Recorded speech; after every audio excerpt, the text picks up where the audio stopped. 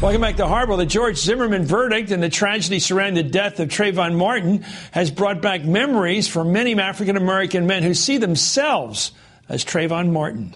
Their stories and their experiences are all too familiar and all too moving, especially to those of us who don't know anything about it. As vice president here at NBC News, Val Nicholas broke his silence today in an op-ed for MSNBC.com about what he calls, quote, the long-suppressed memories, close quote, that last week's verdict ignited, and realizing that he could have been Trayvon Martin and didn't even know it. He says, quote, twice as a teen, I ended up looking down the barrel of police guns for no other reason than I happened to be a black teenager. I had completely forgotten about those incidents, but the Zimmerman verdict opened that door again. Well, Val Nicholas strongly believes that race plays a role in the decisions that people make every day, and he has his own experiences to prove it and to show it, both growing up and now as a successful professional African-American man. As the Zimmerman verdict sparks a nationwide conversation on race, could something positive perhaps come from this verdict for all of us, regardless of race? Well, joining me right now to discuss this is NBC News Vice President Val Nicholas. Also with us is MSNBC political analyst Michael Steele. Val, you don't usually do television. You make it possible by being one of the executives here at NBC News.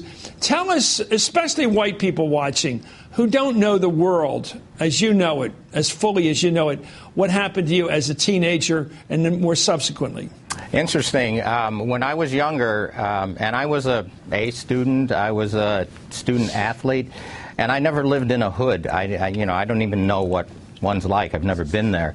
But twice I ended up looking down the barrels of guns, which was completely unexpected. One time I was waiting for a bus at a bus stop, waiting to go to my after-school job, and suddenly two CHP, California Highway Patrol cars, jumped over the middle island, and both of them screamed up on either side of me. Guys jumped out with guns, screaming for me to get my hands up and lay down on the ground, and eventually they threw me down to the ground, and they asked me if I was some person, and I said, no, I'm not.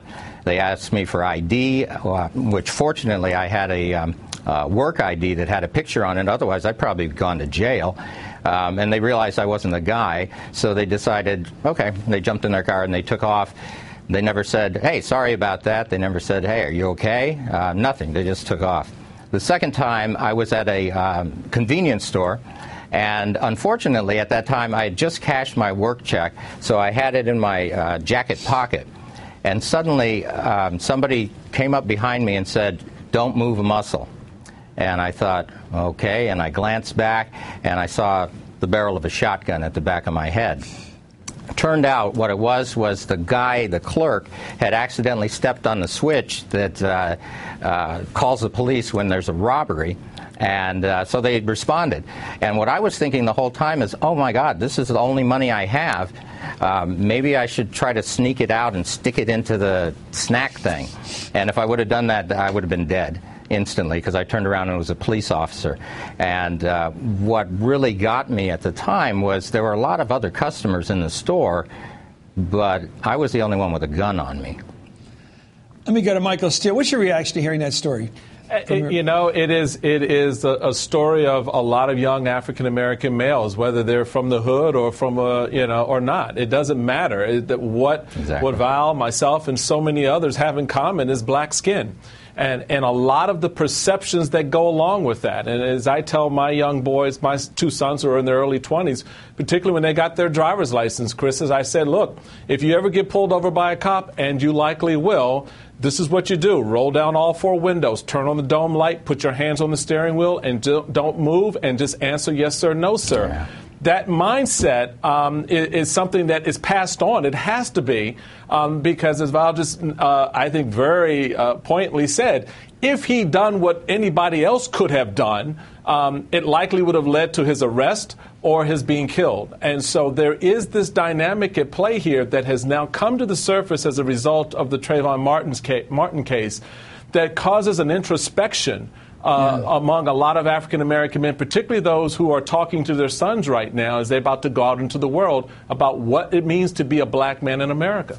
Let me ask you about a practical thing, Val, and you and I talk once in a while about everything except this. Mm-hmm. And I want to ask you about speed limits. You drive the Jersey Turnpike. You drive, the Garden State, 95. You see a black guy stopped. I always wonder, what is this about? It happens. I see it all the time. And I go, what is this about? Is the guy speeding?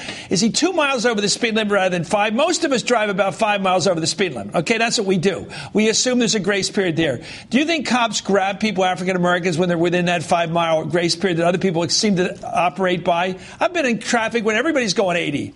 I'll give you a story, Chris.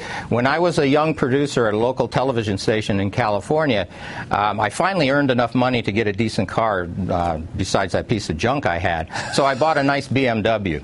And what I found was during the week when I was dressed like this, not a problem. But on the weekend, when I was wearing a T-shirt and a ball cap, police cars would do what I called the 5-block follow. They'd sidle up behind me, and they'd follow me for 5 blocks while they're running my plates, and then they would veer off. And at first, I didn't notice it, but then I started every weekend it was happening. So they were tailing you for a while, long enough to do a whales check. To run check. my plates, yeah.